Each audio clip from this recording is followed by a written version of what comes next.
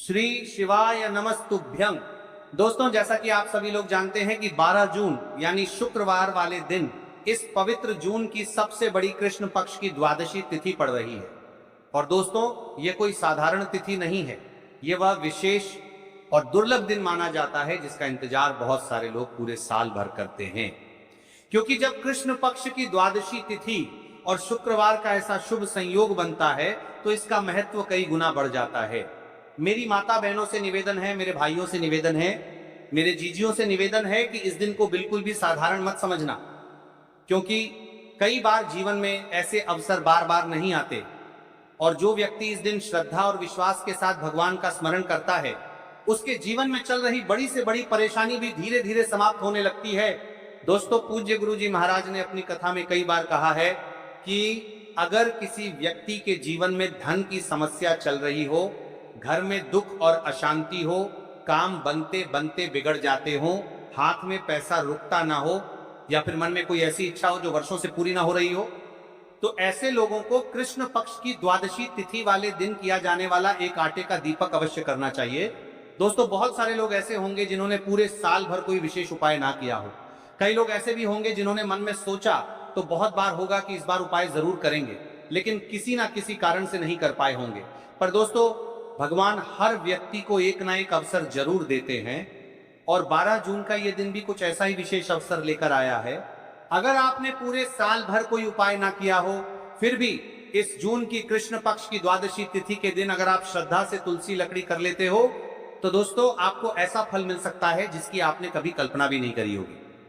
क्योंकि विशेष तिथि पर किया गया छोटा सा उपाय भी कई बार बड़े बड़े पूजा पाठ और अनुष्ठानों से ज्यादा फल दे जाता है। दोस्तों, देखा गया है कि बहुत सारे लोगों ने इस प्रकार के उपायों को श्रद्धा से किया और उनके जीवन में बदलाव भी आया। किसी के घर की आर्थिक परेशानी दूर हुई, किसी के घर का क्लेश समाप्त हुआ, किसी की रुकी हुई मनोकामना पूर्ण हुई। इसीलिए आप लोग भी इस दिन को अपने हाथ से बिल्कुल मत जाने देना। और दोस्तों, आज हम आपको 11 चावल बहुत ही अच्छे और सरल तरीके से समझाने वाले हैं। इस वीडियो को देखने के बाद आपको कोई दूसरी वीडियो देखने की जरूरत नहीं पड़ेगी, क्योंकि हम आपको एक एक बात बिल्कुल सरल भाषा में समझाएंगे कि यह उपाय किसको करना है, कब करना है, कैसे करना है और किस भावना से करना है। दोस्तों, जून की कृष्ण पक्ष की द्वादशी तिथि अपने आप में बहुत विशेष मानी जाती है, और जब ये शुभ शुक्रवार वाले दिन पड़ती है तो इसका महत्व और भी अधिक बढ़ जाता है। कहा जाता है कि इस दिन सच्चे मन से भगवान को याद करके किया गया छोटा सा उपाय भी बहुत जल्दी फल देता है। अगर आपके घर में किसी भी प्रकार की परेशानी चल रही हो, घर में धन नहीं टिकता हो, बार बार बीमारी आती हो, कामों में रुकावट आती हो, घर में तनाव और अशांति रहती हो, या फिर आपको खुद समझना आता हो कि आखिर समस्या किस कारण से चल रही है, तो दोस्तों ऐसे में एक आटे का दीपक आपके लिए बहुत लाभकारी माना जाता है। क्योंकि कई बार जीवन में कुछ ऐसे दोष और बाधाएं चल रही होती हैं जिनका कारण हमें पता भी नहीं होता, लेकिन विशेष तिथि पर श्रद्धा से किया गया उपाय धीरे धीरे उन नकारात्मक प्रभावों को भी कम करने लगता है। दोस्तों, इस दिन 5 धतूरे का महत्व और भी बढ़ जाता है, और जब कोई व्यक्ति इस उपाय को पूरे विश्वास और सच्चे मन से करता है तो भगवान उसकी प्रार्थना अवश्य सुनते हैं। इसलिए आप लोग इस उपाय को हल्के में मत लेना। तो चलिए दोस्तों, अब आगे वीडियो में हम आपको बताते हैं कि आखिर 7 बेलपत्र को किस समय करना है, कौन कर सकता है, और इसे करने की सही विधि क्या रहने वाली है। लेकिन उससे पहले अगर आप लोग हमारे चैनल पर नए हैं तो चैनल को सब्सक्राइब जरूर कर लेना, वीडियो को लाइक कर देना, और कमेंट बॉक्स में श्री शिवाय नमस्तुभ्यं नमः शिवाय जरूर लिख देना। तो देखिए महाराज जी, अब हम बात कर लेते हैं 7 चावल के दाने, 5 आटे के दीपक सिर्फ आपकी साधारण मनोकामनाएं पूरी करेगा, बल्कि घर परिवार में शांति, सुख और समृद्धि का भी स्थायी साधन बनेगा। यह उपाय कोई कठिन साधना नहीं है। इसमें न तो बड़ी बड़ी सामग्री चाहिए, न ही जटिल अनुष्ठान। बस श्रद्धा चाहिए, भक्ति चाहिए और शुद्ध भाव चाहिए। याद रखिए, उपाय करते समय केवल एक ही संकल्प हो आपके मन में, हे भोलेनाथ, हे गणेश जी, हे माता लक्ष्मी, मैं आपकी शरण में आया हूं, मेरी समस्याएं दूर करो और मुझे सही मार्ग दिखाओ। सबसे पहले हम इस उपाय को करने के समय के बारे में बात कर लेते हैं, यानी कि आपको किस समय करना है। देखिए, उपाय का सही समय भक्तों, कोई भी उपाय तभी सिद्ध होता है जब वह सही समय पर किया जाए। इसलिए आज मैं आपको बहुत विस्तार से बताऊंगा कि यह उपाय कब और कैसे करना है। सुबह का समय, सबसे पहले हम इस समय के बारे में बात कर लेते हैं। प्रातः काल का समय शिव पूजन और उपाय के लिए सर्वश्रेष्ठ माना गया है।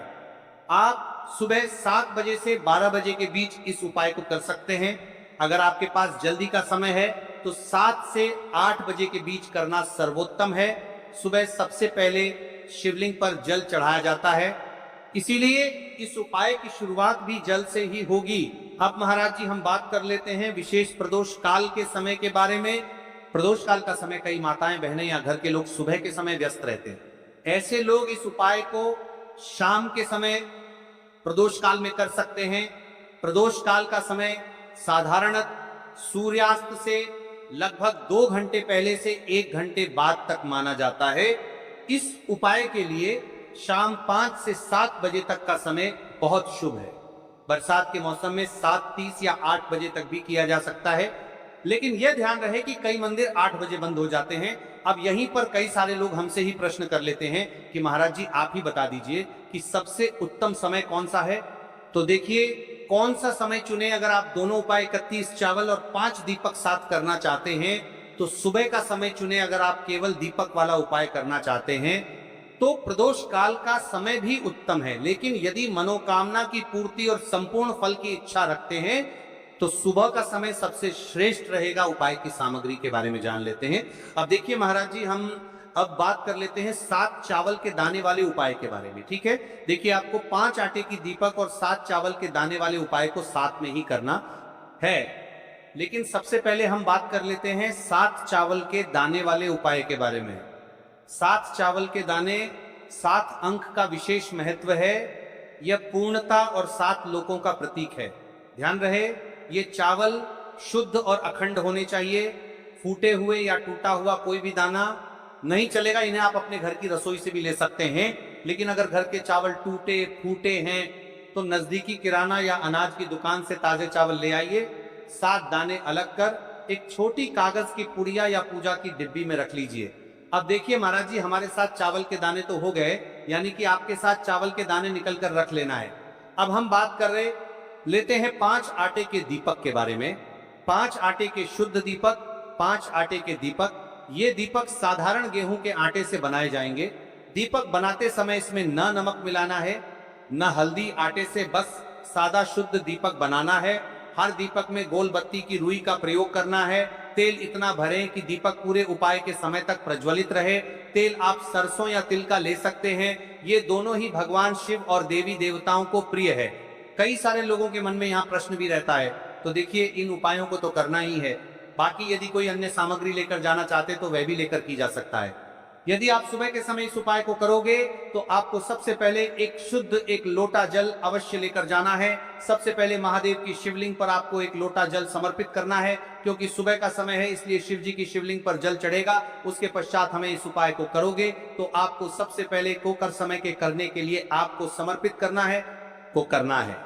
अब जैसे कि कोई अन्य सामग्री लेकर के जाना चाहता है, बेलपत्र, पुष्प, चंदन या धूप अगर आप साथ ले जाना चाहें तो और भी उत्तम, पर याद रहे ये सिर्फ अन्य सामग्री है। मुख्य सामग्री सिर्फ 7 चावल 5 आटे के दीपक। तो अब देखिए महाराज जी हम सबसे पहले बात कर लेते हैं 5 आटे के दीपक बनाने की विधि, यानी कि आपको क्या क्या सामग्री मिलनी है और क्या नहीं मिलनी है।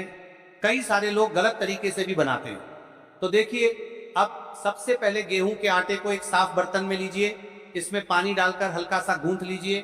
ध्यान रहे आटा बहुत सख्त भी ना हो और बहुत ढीला भी ना हो। अब इससे 5 छोटे दीपक बनाएं।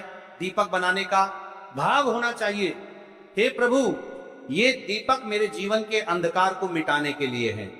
हर दीपक के बीच में जगह बनाइए ताकि उसमें रुई की बत्ती रखी जा सके। अब रुई से 5 गोल बत्तियां बनाइए। दीपकों में बत्तियां रखकर उन्हें तेल से भर दीजिए। तेल इतना होना चाहिए कि जब तक आप पूरा उपाय कर लें दीपक जलते रहें। ध्यान रहे दीपक टूटे नहीं और बराबर आकार के हों। इन दीपकों को एक साफ थाली या पत्तल में रखकर पूजा सामग्री के साथ मंदिर ले जाइए। विशेष ध्यान दें आटे के दीपक बनाते समय हल्दी या नमक का प्रयोग बिल्कुल न करें। दीपक बनाते समय मन में शिव जी का नाम लें, ओम नमः शिवाय का जप करते रहें। ये दीपक ही इस उपाय की आत्मा है, क्योंकि इन्हीं से आपकी मनोकामनाएं पूर्ण होंगी। अब देखिए महाराज जी, हम बात कर लेते हैं एक निश्चित समय के बारे में, यानी कि आपको सुबह के समय उपाय करना है या प्रदोष काल के समय करना है। क्योंकि मेरी अन्य माता बहनें रहती है जो सुबह के समय उपाय करना चाहती है, लेकिन उनके पास समय नहीं रहता है, तो मैं प्रदोष काल के समय भी कर सकती है। अब चलिए, जैसे चाहो तो दुकान से भी ले सकते हो। ध्यान रहे, चावल अखंड और शुद्ध होने चाहिए। टूटे हुए दाने अशुभ माने जाते हैं। 11 दानों को अलग करके एक छोटे डिब्बे या पुड़िया में सुरक्षित रखना है। चावल अर्पण की विधि अब सुनिए महाराज जी। 11 चावल के दानों का प्रयोग कैसे करना है। अब देखिए महाराज जी, जैसे ही आपके चावल के दाने आप एक पुड़िया में रख लेते हैं, अब आपको शिव मंदिर में जाकर के इस उपाय को करना है। तो देखिए, आप एकदम स्वच्छ जल से नहाट होकर के शिव मंदिर पहुंचे और आपको इस उपाय को करना है। तो देखिए, कई सारी मेरी अन्य माताएं बहनें रहती हैं जो शिव मंदिर में जाती से ही दूसरी अन्य माता बहनों से सामग्री मांगने लगते हैं। जैसे कि वो जीजी अपने बेलपत्र लाए हो, क्या एक देना, आज मैं लाना भूल गई, वो जीजी थोड़े से फूल दे दो। तो देखिए, आपको शिव मंदिर में जाकर के ये नहीं करना है। आप सिर्फ अपनी सामग्री से उपाय कीजिए और घर आ जाइए। ठीक है, जब मंदिर जाएं, सबसे पहले शिवलिंग पर गंगा जल या शुद्ध जल चढ़ाएं। नमः शिवाय का जप करते हुए शिवलिंग का ध्यान करें। अब सबसे पहले एक चावल का दाना गणेश जी के स्थान पर अर्पित करें, क्योंकि गणेश जी बिना हर कार्य अधूरा है। इसके बाद शेष 11 दानों को एक एक करके शिवलिंग पर अर्पित करें। हर दाना चढ़ाते समय मन में एक एक प्रार्थना करें। जैसे पहला दाना, हे शिव मेरे जीवन से रोग दूर करो। दूसरा दाना, हे महादेव मेरे घर में सुख समृद्धि लाओ। तीसरा दाना, हे भोलेनाथ मेरे संतानों को रक्षा दो। चौथा दाना, मेरे व्यवसाय नौकरी में सफलता दो। पांचवा दाना, मेरे परिवार में एकता बनी रहे। इसी तरह हर दाने पर अपनी मनोकामना रखनी है। भावनाओं की शक्ति, महाराज जी ये ध्यान रखना बहुत जरूरी है कि चावल अर्पण करते समय मन शुद्ध होना चाहिए। अगर चावल चढ़ाते समय मन में संदेह होगा तो उपाय फल नहीं देगा, लेकिन यदि दानों को अर्पित करते समय हृदय से प्रार्थना होगी तो भगवान शिव तुरंत सुनेंगे। चावल का आध्यात्मिक प्रभाव, चावल का रंग सफेद है, यह शांति और पवित्रता का प्रतीक है। जब सफेद चावल शिवलिंग पर चढ़ाए जाते हैं तो ये साधक के जीवन से अज्ञान और अशांति को मिटाकर ज्ञान और सुख प्रदान करता है। 11 दाने सामूहिक रूप से पूर्णता का भाव लाते हैं।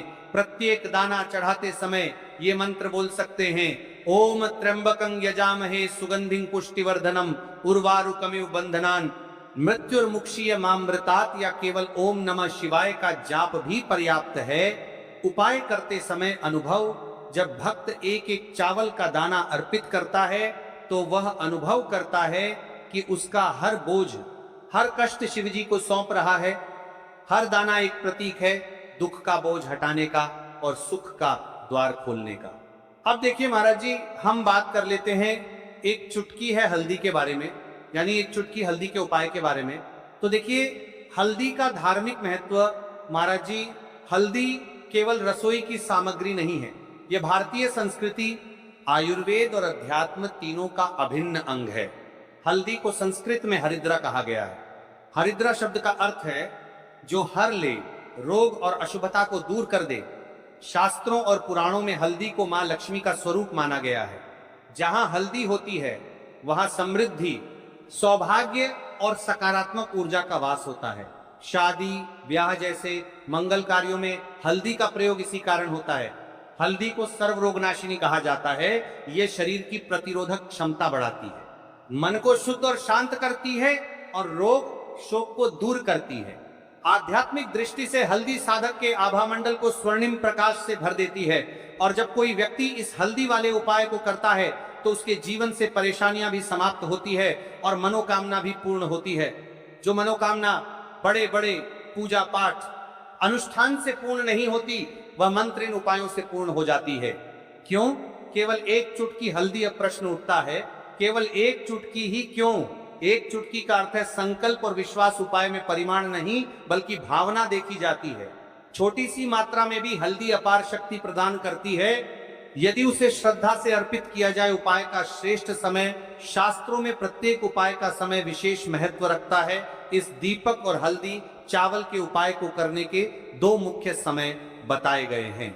देखिए महाराज जी, अब बात कर लेते हैं इन उपायों को आपको एक साथ में करना है। और हाँ, इन उपायों को आपको किस समय करना है? सुबह के समय करना है या प्रदोष काल के समय करना है, या फिर आप हमसे ही प्रश्न करना चाहते हैं कि महाराज की सबसे उत्तम समय कौन सा है?